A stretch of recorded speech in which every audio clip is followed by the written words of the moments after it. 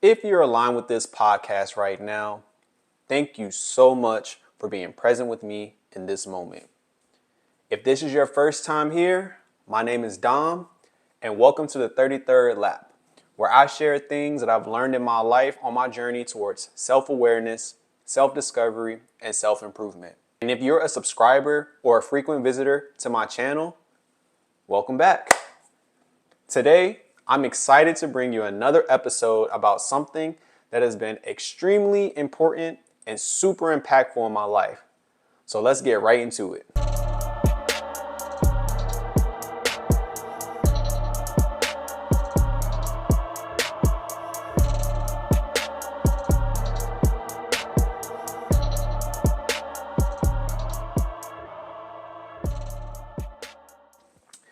So if you've been following my content for a while now, you may have noticed that I start almost every video with, if you're aligned with this video right now, thank you for being present with me in this moment. One day, I started thinking about changing up this introduction to my content, but then it hit me. Do people actually know what I mean? Do y'all know what I mean when I say, thank you for being present with me? Do people really know what it means to be present? After I asked myself this question, I knew I had to make a podcast about this. So in today's episode, I'm going to talk about the power of presence. The reason why I knew I had to make a podcast on this topic was because being present is something that I honestly just learned how to do. Being present sounds easy. The first thing I think about is when I used to be in school and teachers will call out the names of their students to take morning attendance. And some students, actually most students, when their name was called, they would reply with, here. But every once in a while, you'd hear a student, whether it was jokingly or seriously, respond to their name being called with, present. Life is like a giant and never-ending classroom. And today, I'm going to encourage you and challenge you to show up to class and respond to the teacher calling out your name for attendance with present. You're probably listening right now and thinking, well, what difference does it make? But there's a huge difference in being present and being here. For me to better explain this though, first I want to give you what my interpretation of here is and what my interpretation of present is. I'll go ahead and continue with this interpretation with my classroom analogy. There have been many times when I showed up to class, my teacher would call my name, I'd say, here, and then 50 minutes would go by, and then before I knew it, I'd be on my way to my next class. I couldn't really tell you what I accomplished in that 50 minutes, maybe catching up on some sleep, passing some notes, doodling, playing class clown. But the one thing I can tell you is that I had no idea what my teacher taught that day. Now, there have also been other times where I showed up to class, my teacher would call my name, I'd respond with present, 50 minutes would go by, and I'd be on the edge of my seat, excited and eager to stay in this experience. Does this sound familiar to anyone? That is the power of presence. Being here in class is just saying, yeah, I showed up. My body is here, but my mind is elsewhere. I'm physically in class, but mentally and emotionally, I'm somewhere else. Being present in class not only indicates that you're there or that you're here physically, but your entire being is here and ready to live and absorb the experience. Today, I'm going to share with you how I use the power of presence to improve my life. So for all the note takers out there, I'm going to break this down into two subtopics. Topic number 1, everything happens in the present. And topic number 2, things you can do to be more present. So we'll just jump straight into topic number 1. Everything happens in the present. Sounds pretty obvious, right? Well, for me, this wasn't so obvious. I mean, did you know that you can only take action in the present? I used to be a huge dweller in the past. I'd always think about the past. I'd constantly find myself saying things like, I wish I could have done this, or if I could go back in time, or I can't believe I made that mistake. So if you want to learn how to start being more present, learn to accept that we cannot move backwards in time. I know this is easier said than done, but this is a major step to being more present and using the power of presence to your advantage. Life is a compilation of the decisions that you make in the present moment. While we cannot change our past, we can absolutely change our present. If you want to be in better health, in your present moment today, you can choose healthier eating habits and decide to take the stairs instead of the elevator. You can decide to go work out. Maybe you haven't been good with money in the past, but today you can decide to start a personal finance book, create a budget, or cut back on your retail therapy. The life you want is happening for you in the present. You just have to decide what you want your life to look like. What do you want your life to look like?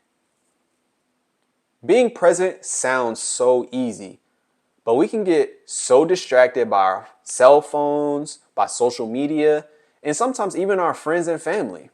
I honestly don't know if it's actually possible to be fully present all the time. Let's face it, sometimes we just go on autopilot. I try my best to be as present as possible by reminding myself that life is full of decisions, and decisions only happen in the present. And I want to be fully aware before I make any decisions because the compilation of those decisions make up my life. Now that I've talked about the past a little, let's talk about the future. Stop worrying about it. Stop worrying about the future. We've already come to the understanding that if we are present and make decisions based on the life that we want to live, over time, our future self will be a compilation of those actions. That's the amazing part about being present. When we live in the present moment, we understand what decisions are aligned with our desired life and which ones aren't. Sometimes we make mistakes, or as I like to call them, lessons, and those lessons assist us in moving forward to the next present moment to take a different course of action. We are not perfect. Actually, we are imperfectly perfect. We are designed to have failures so that we can learn from them to move us towards our deepest desires. Our existence is perfect. We're supposed to experience an array of emotions to understand which ones we like and which ones we don't like, so that we can continue to make decisions according to the life that we want to live in the present moment. Because guess what? Everything happens in the present. That is the power of presence. So as I move toward wrapping up this podcast today, I wanted to discuss topic number 2 and leave you with some things that you can do to be more present. When attending outings or going out to eat with family or friends, leave your phone in your pocket. Experience the joy of being around everyone. Embrace the laughs and even the arguments with your siblings because the bond of family and friendship is priceless and irreplaceable. Reduce your multitasking. I'll admit, I'm the first person to throw on a podcast while I'm working or while I'm driving. I'll also admit I often have to listen to those podcasts again because I know I missed parts and didn't retain a portion I really enjoyed. However, when I am fully present, when listening to a podcast or even reading a book, I find I'm able to really absorb most, if not all, the information. Set daily alarms to take a break from whatever you're doing and take the time to be present where you are. Look at the room you're in. Look at the work you're doing. Observe it. Embrace it. Is this where you want to be? Take a look around. Is this the life you want to live? I currently have alarms for 11:11 a.m., 1:11 p.m., 3:33 p.m., and 4:44 p.m. I love doing this because sometimes I get in the middle of work and I get so focused on it, but hearing that alarm gives me a chance to detach from it. Oftentimes, I'm in the middle of a workout and I get to smile and be grateful that I get a chance to work on my health. Sometimes I'm on Instagram or TikTok and I'm like, yep, time to get off of this. Meditate.